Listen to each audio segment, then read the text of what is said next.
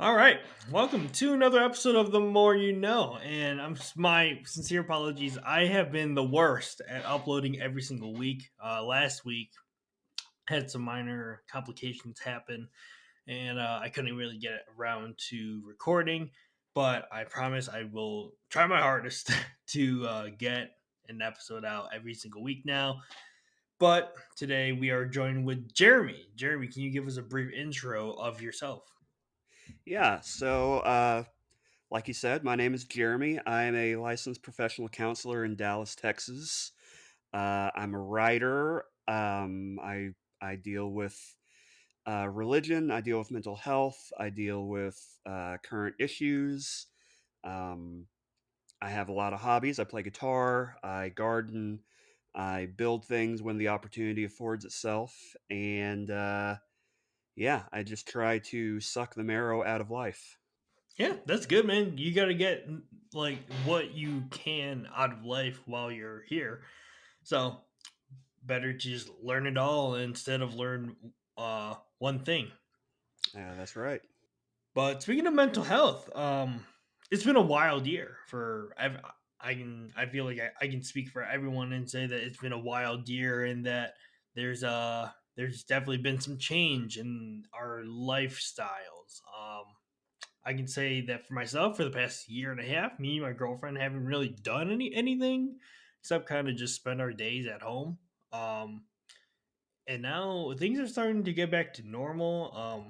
What can you like put in or say about like the mental health of everyone who's starting from scratch? Really, like we've kind of been introverts for the past year or so, and now just going back out into the world is just it just sounds weird. Yeah, it is weird, and I'm glad that you said we've all kind of been introverts for a year now because I'm actually like I'm a textbook introvert, and I always have been. And so, when this whole pandemic thing started, like everyone else, I didn't think it was going to last as long as it has. So I thought, okay, well, this is what I was born to do: stay inside and just avoid people and that whole thing. And then, as it wore on, even me, who is quite comfortable spending his time, um, in limited company or just in the company of myself and my dog, even I started to get a little antsy. And so, talking to my friends who are much more extroverted than I, speaking with clients, speaking with colleagues, it has been it has been it's been evident that people were not quite prepared for the last year, and I don't say that disparagingly, but just it caught all of us by surprise, and when you're not prepared, things tend to become more severe than had you been prepared. And so as a result, a lot of people have been experiencing thoughts and feelings that maybe they aren't used to experiencing, or that maybe they've experienced in other seasons of their lives and have uh, since come out of and thought that they were done with, and now here they come roaring back. And so it's tricky now that things are starting to open up, because a lot of people have had to learn a lot of new social skills in the way of basically not being all that social. Um, I we were talking off air just now. I just this weekend I had two firsts for me since about March of last year. Friday I had dinner with a few friends, and this morning I went back to mass for the first time, and it was it was familiar, but it also felt so different.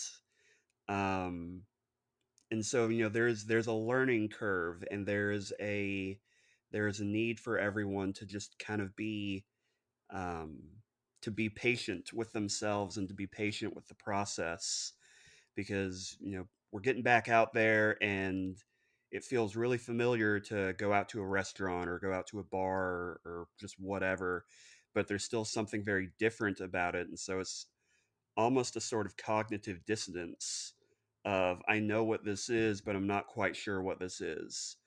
Um, and so, it may feel like we're doing it wrong. It may feel like we should have just stayed in, all these different sorts of things. But we can't stay in forever. Life is lived not just indoors, but outdoors as well. And so it's, um, it's going to be a learning curve. We learned how to stay indoors for a year, and now we're going to have to learn how to reemerge into society. Yeah, definitely, definitely. I did the same thing this past weekend. We got together with some friends downtown, and it was just so weird because I'm so used to really not talking throughout the day, really. Because for me, when I'm at work, I just throw in AirPods and just listen to a podcast, and it's just people talking to each other, but I'm not really the one talking to them. So just talking a lot to well, when we were at dinner, just talking was kind of like a workout to me because I was like, wow, my jaw hasn't moved this much since like March of last year. But again, it's probably gonna come along, like you said, over with some time. It's that muscle memory of us being social is gonna help us get back into the groove. Yeah, like I'm a despite being an introvert, I'm also a hugger. I if I can, Yeah, I'm going to give you a hug or, at worst a high five or a handshake or something. So, at dinner the other night, all of us had been vaccinated, fully vaccinated. So, we had that level of comfort and that level of security. But even still, having not seen any of these people for more than a year, there was that initial awkwardness of like, how do I greet you? Do I hug you? Do I high five? Do we, hit elbows? What do we do? And so there were some very awkward, you see in movies where someone will go for a high five, then the other person will go for a handshake, and then they'll do the opposite. It was that kind of thing oh, it's amongst the all of worst. us. Yeah, it was like, but there was a mutual understanding. The what would have been kind of an awkward thing wasn't, because it wasn't one person making that mistake. It was everybody making it. And so, there was just kind of that mutual understanding of we have to relearn the rhythms of being around other people, and that's going to involve a lot of moments just like that. So just buckle up and get used to it. I know that a lot of people, when they were in quarantine and had to stay inside instead of doing stuff every single weekend, it brought a lot of mental stress to a lot of people. Have you talked to a lot of people who have been facing a lot of issues with this? And what are some things that you can recommend for them to kind of like help with like the sense of feeling lonely?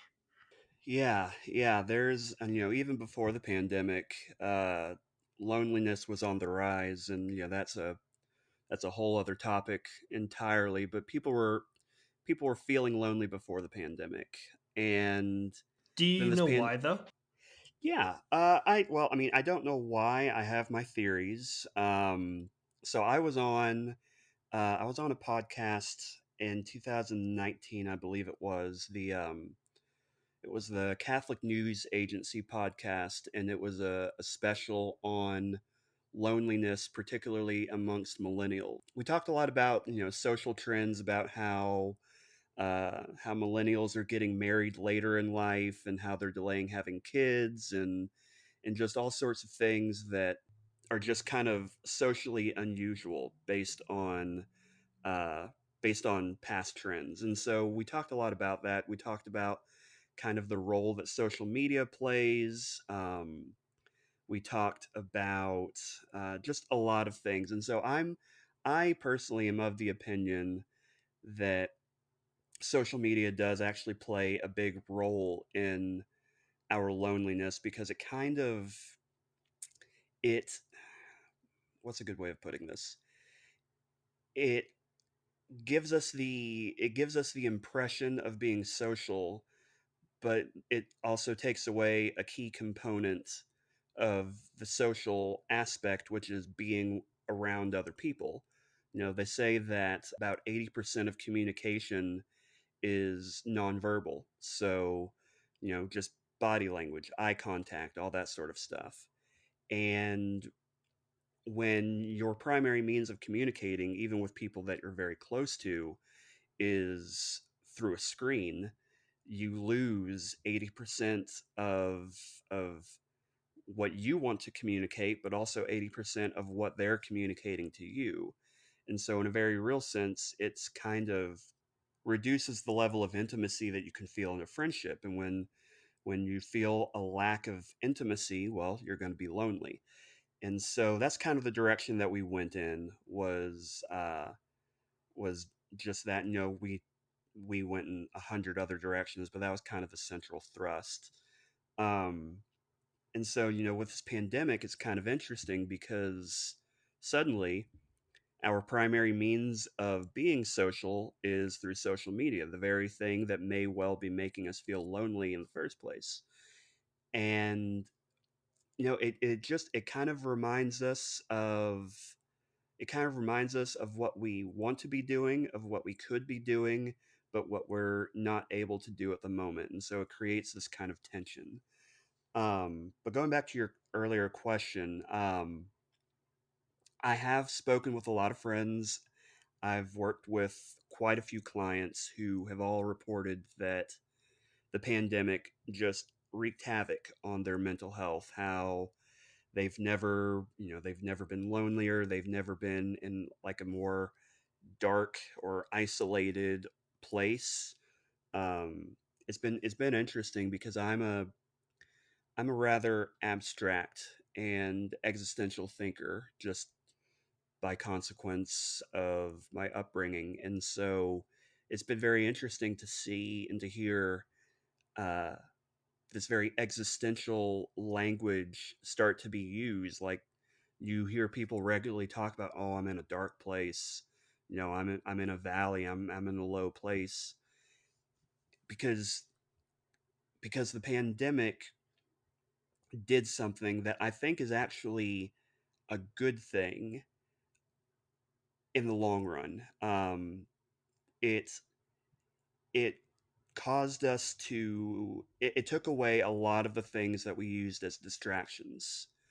Um, Going out, getting loaded every weekend, partying, social media, all these sorts of things, which can be good distractions, but if you do them too much, they become a problem, and they take you away from the otherwise very serious business of living and growing and developing as a human being. And so the pandemic basically locked us all in our homes for a year.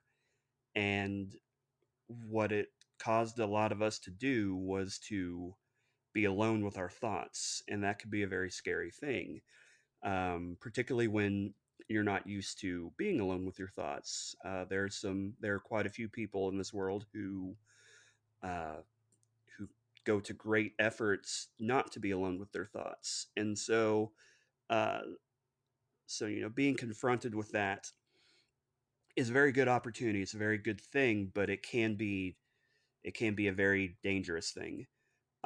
We were confronted en masse with our own mortality in a very real sense, especially early on when we didn't know just how deadly the virus was. We were just all afraid that we were going to catch it and it was going to kill us. Um, that's a thought that a lot of people had probably not really given too much consideration to, despite the fact that everyone's life is going to end in death at some point.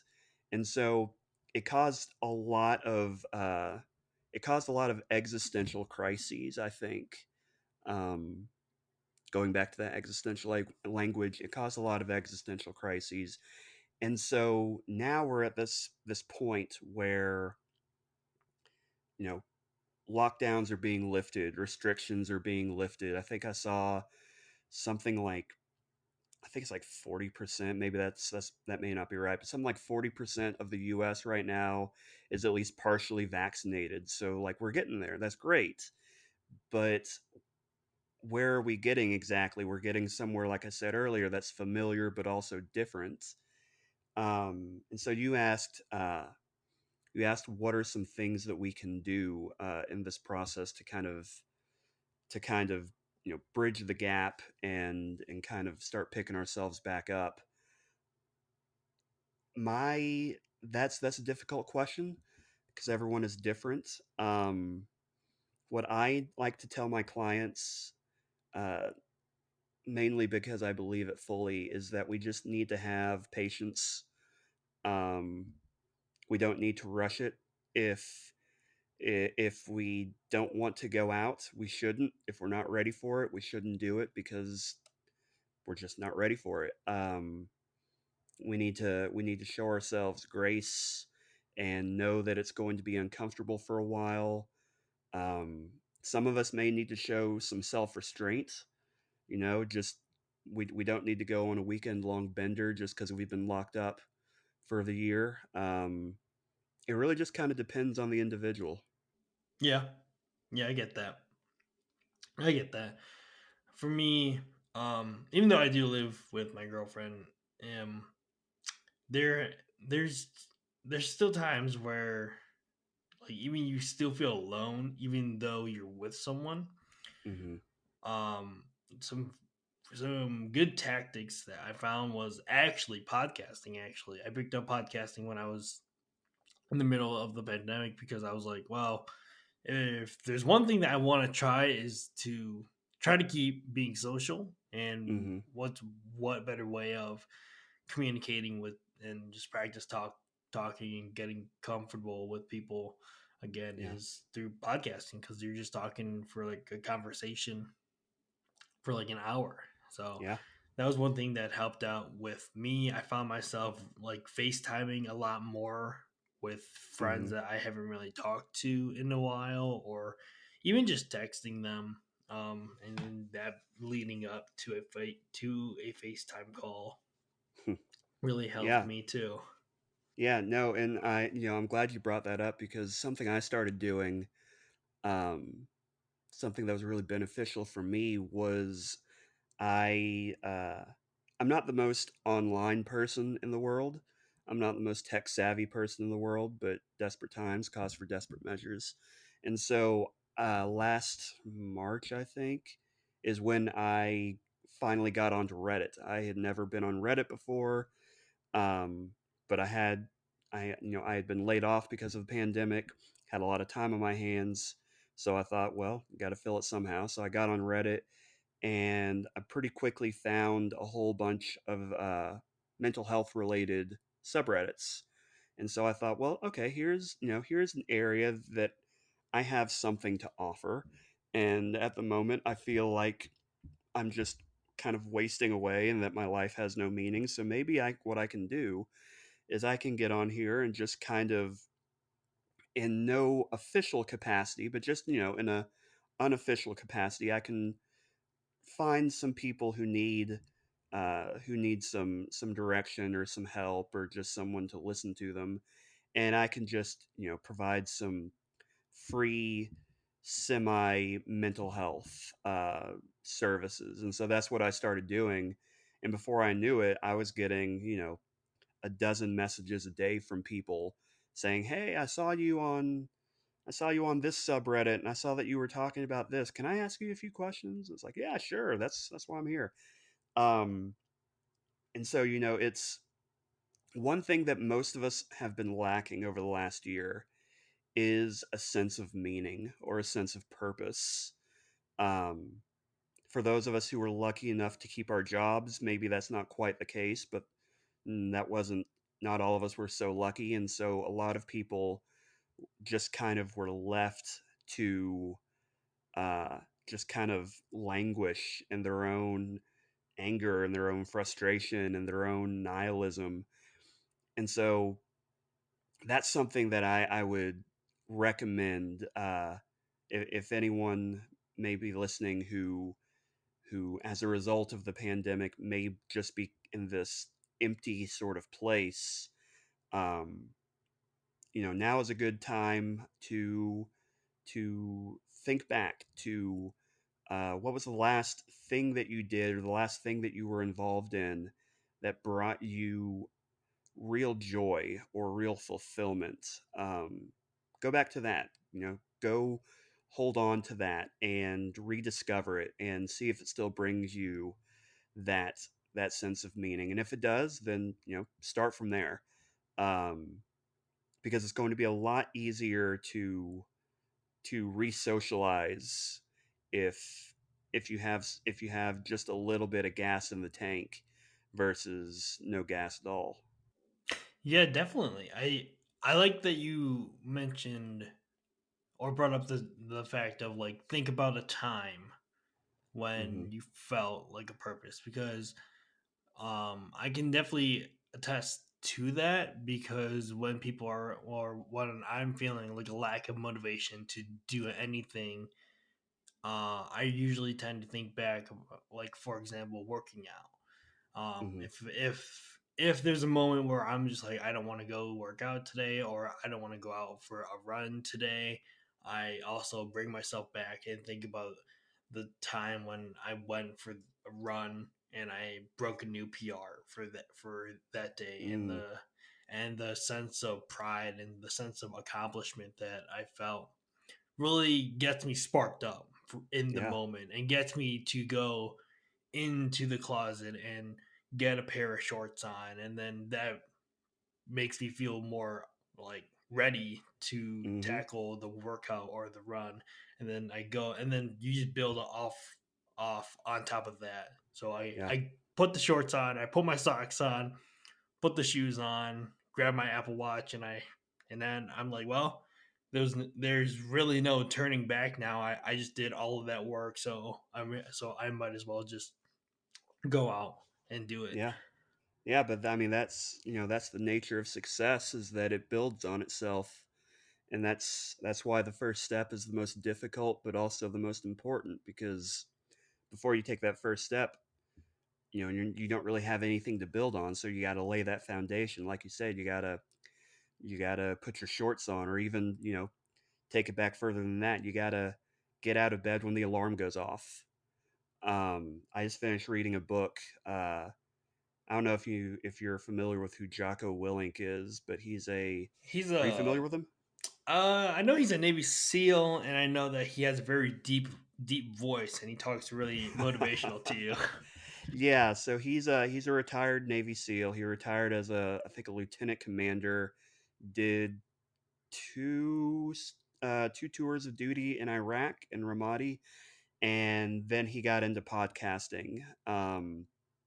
And you know, finding him over the pandemic was another kind of lifeline for me personally, because his whole thing is that discipline equals freedom.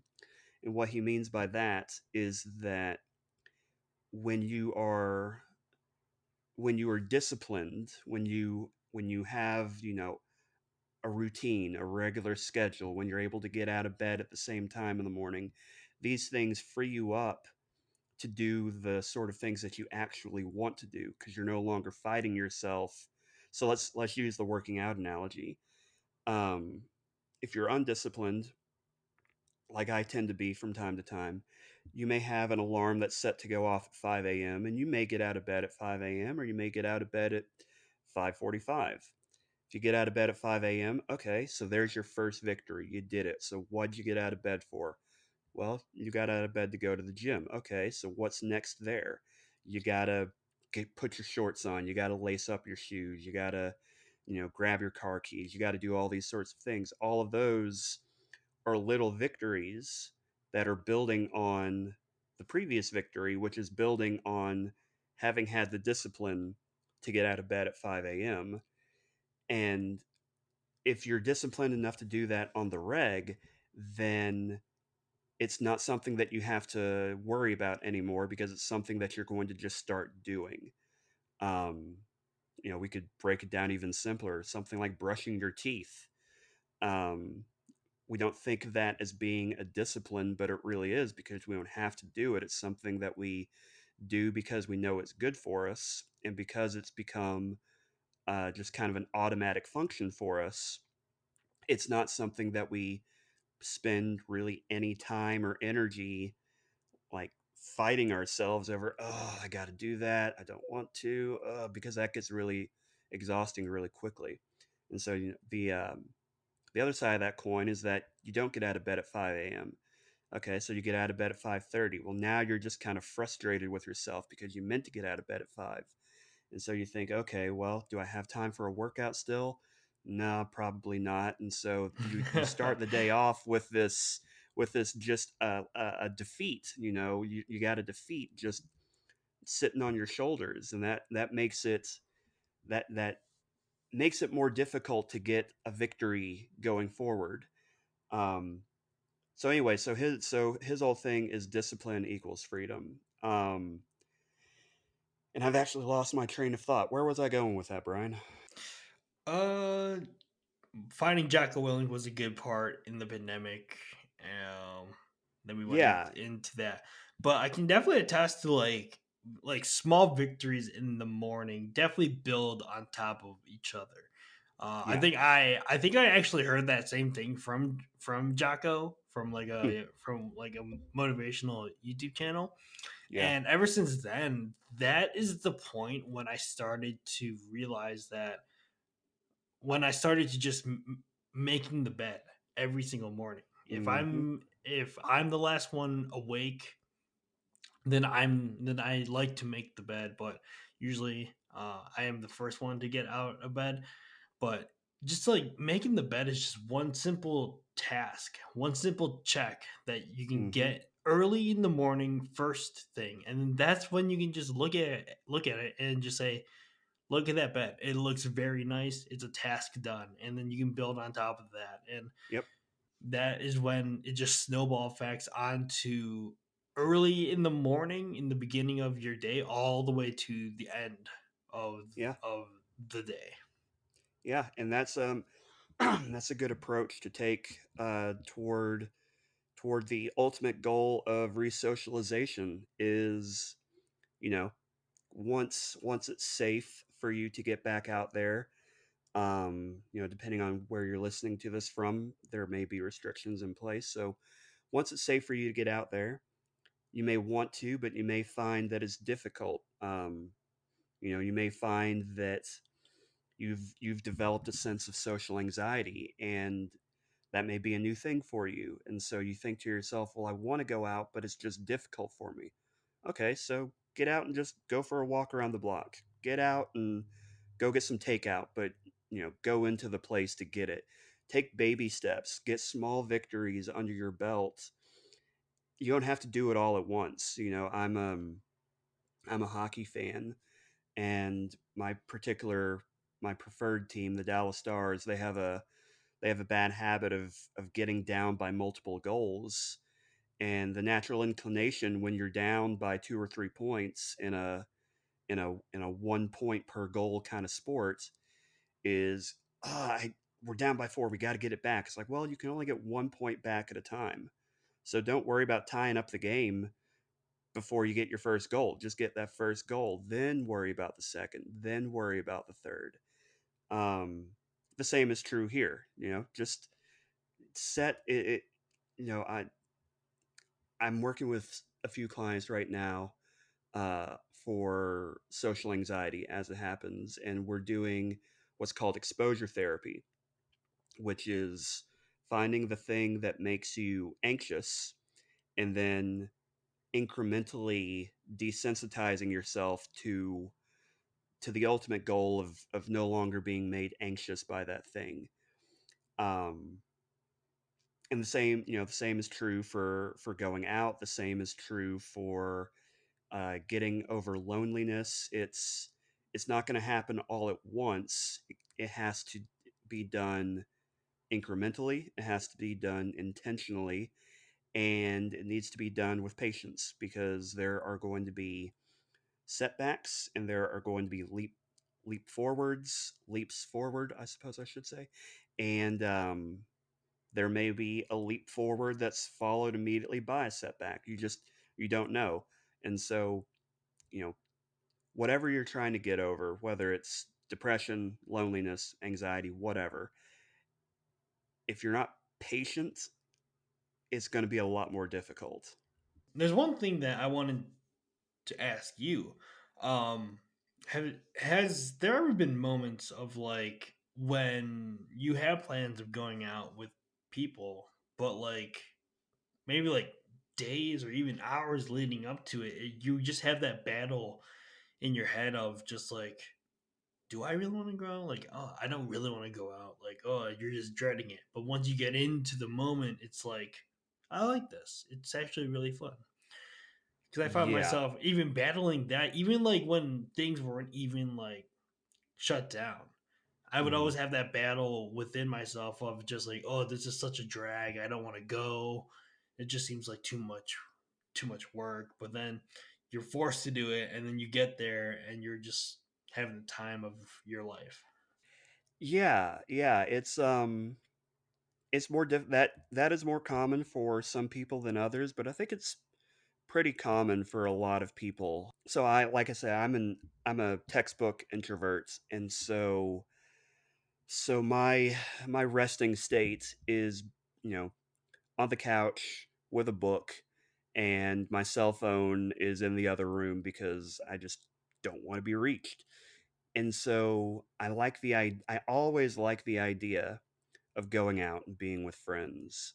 But when the moment comes, it's one of the most difficult things for me to make myself do because I'm single at the moment. I only have my dog, and so if there's something I don't want to do, there's no one who's going to push me to do it. It has to come from me.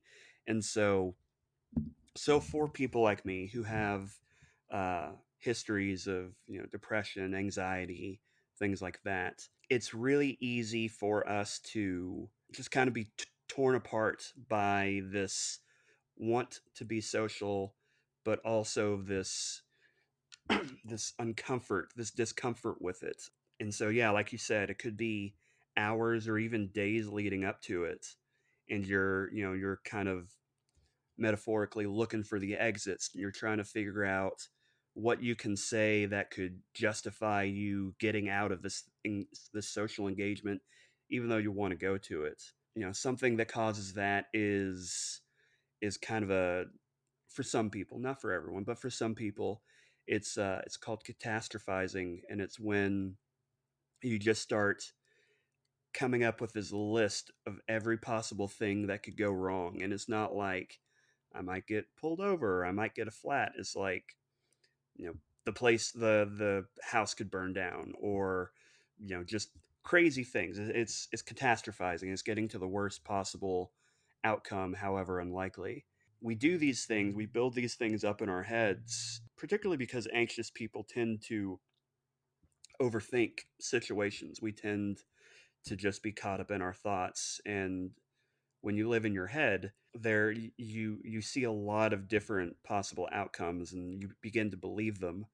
And so it just becomes easier almost to just take going out off of the table, just, you know, remove yourself from the equation.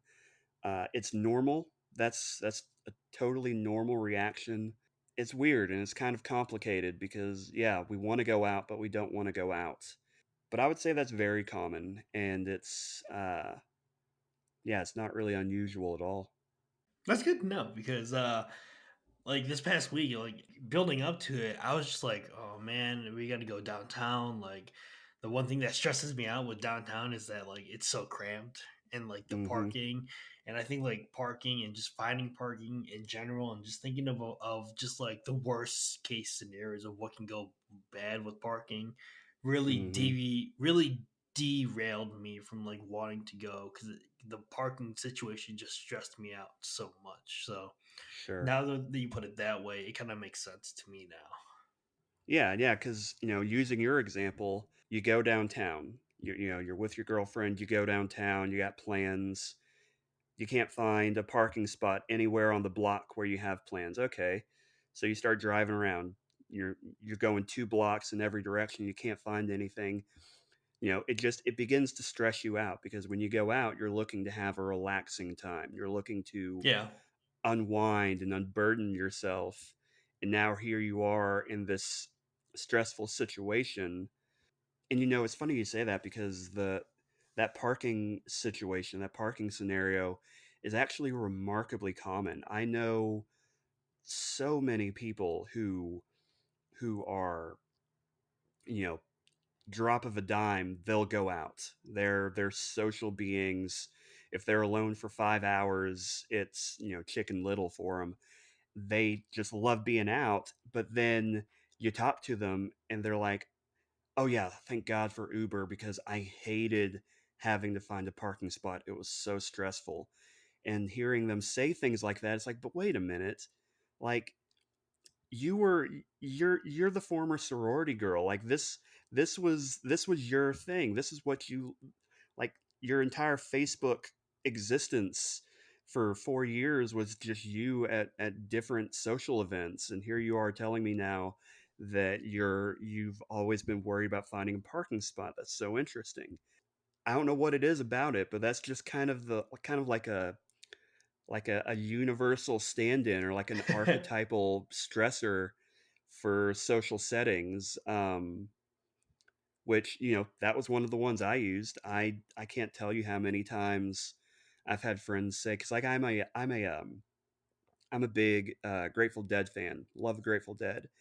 And here in Dallas, there's a really, really great Grateful Dead cover band. They play different little rundown clubs here and there in Dallas. And there have been so many times where some of my friends have called and said, "Hey, they're playing at Deep Ellum Art Company." And this was back before I really knew what Uber was, because, again, I'm technologically illiterate for the most part, which includes apps and ride shares. And so I would hear them, and I would get online, I would see how much tickets were, I would put on the clothes that I was going to wear, my best hippie attire, and then I would go for my car keys, and that was when my palms would start sweating, because it's like, all right, now it's time for the rubber to literally meet the road here. What if I can't find a parking spot? And, like, that thought has derailed me so many times in social settings. And not just like, well, I'll get over it. Like, straight up, okay, well, you beat me, parking spot anxiety. I'm going to go put my pajamas back on now. And then you just spend the rest of the night just kind of sulking, because your friends are texting you like, "Oh, they're playing Uncle John's band." And you're like, "Yeah, I'm reading Lord of the Rings for the third time, and it's great too." And yeah, you got it's an interesting thing. It's interesting how universal that is, but it's something that you got to master. Whether it's Uber, whether you pony up and drive yourself just to get over the fear.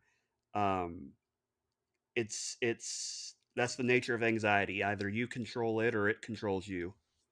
Yeah. Yeah. I can say that, like, for now, it's because I've driven downtown a couple times, but I found like the parking garage that is like my go-to now, because that's like the only one that I'm like familiar with, and Hmm. I will continue to park there for every event, probably, even if I'm like a mile away from any like event that we're going to. I will still park there, and I'll still walk. Like I'll Yeah. just stay with what I'm comfortable with, and that I know works. Let me ask you this: when you go out, when you go to that parking garage, do you try to get into the same spot every time? So for for this one, like, you can park outside or Okay. in the parking garage. For me, I tend to park on the. I like to park on the outside, but if there's nothing on the Hmm. outside, like, then I'm forced to go into the garage. But most of the time, I would like to park outside, so I'm Yeah. closer and so I can see my car. That's okay. So that makes sense. So then there we see that your parking anxiety is actually kind of sticking with you, because you still want to be able to see your car. I think that's interesting. Yeah, yeah. I think that's Because I think that's interesting. for me, like, I hate. parallel parking because I have one of like the Hmm. older cars that don't have the backup Oh cameras, yeah, yeah. and then I'm just like, well, I'm not even gonna try Sure. it. Yeah, that makes sense. You prefer to have a parking spot that there's only one direction to get into it rather than parallel. Yeah. Yeah, I get it. As a closing statement, what are your thoughts on like?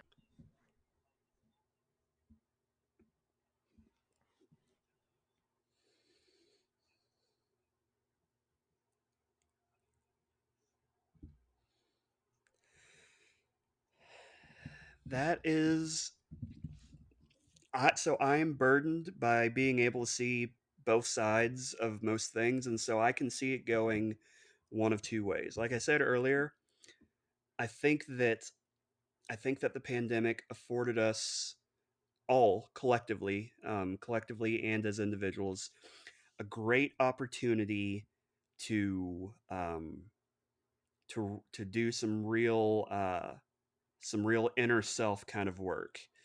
Um, that's painful to do, and it can leave scars every now and then, but that doesn't mean that it's not good. Just because it's painful and uncomfortable, that doesn't mean that it's not good. So I can see it going one of two ways. I can see it benefiting, um, particularly millennials and Gen Zers and whatever comes after Gen Z. I get my generations confused. I think But Gen Z is the current one is it the that current we. one? Okay. Yeah. I I thought I thought I had heard that there was a generation that had been named after Gen Z, but I can't remember. It's I mean I'm 34, so I basically just think of people as either being older than me or younger than me. I don't Yeah. really think in Same. terms of the generations, but I can see it being beneficial. I can see it causing causing kids and teenagers and young adults who've gone through this to be more maybe more self-aware, more empathetic to the needs of those around them. Um, I can see it kind of highlighting the importance of proper mental health care and better education about mental health. But I'm a recovering cynic, and as a result of that, I tend not to think that that's going to be the result. And so my concern is that it's going to just kind of make us all a bit harder on the outside and kind of just drive us a little bit more inward. I hope that I'm wrong because I don't want that to be the case, but it's it's there's so many variables that come with living in a society like ours. It's uh, nobody is influenced by a single factor. Now we have politics, which is seeped its way into pretty much every form of entertainment. We have education, which is becoming more political and more divisive. We have religion, which is losing popularity by the day. We have just all these different things, and within all of those factors, there are a million sub factors, and they're all vying for our attention and our dollars and our energy and our minds and I worry sometimes that the good possibilities quickly get overshadowed by um, just by the amount of struggle and tension and frustration that's out there in the world. And so that's why I became a counselor. Was I couldn't stand the idea of the world just getting darker and darker, and I thought, well, maybe it will get darker, but it's not going to get darker as a result of my own behavior. I want to try to make it a little bit better. And hopefully the pandemic and seeing how quickly things can go awry and how bad they can get and how quickly they can get bad. Hopefully that will cause a reawakening of sorts, a sort of I wouldn't go so far as to say a spiritual reawakening, but a reawakening of our shared humanity, and the fact that the things that unite us and that make life worth living are much more than the things that divide us. Even if the things that divide us are, they're more powerful, they're more emotional, they're more easy to tap into. Um, but we've seen some really good things come out of the pandemic. Uh, and hopefully we can build on those things rather than continuing to fracture, I guess I would say. I definitely agree on that. But I wanted to thank you, Jeremy, for coming on to the show on kind of short notice. I learned a lot from you. It was good to hear a side of the loneliness and and like the pandemic effects from a licensed professional. Hmm. Where can my listeners find you? Do you have any shows or social medias that they can find you on? Yeah, so like I said, I'm tech illiterate, so I'm not pretty hard to find, but I'm not as public as some people. I could be found on Twitter at Jeremy A. Key. That's JeremyAkee.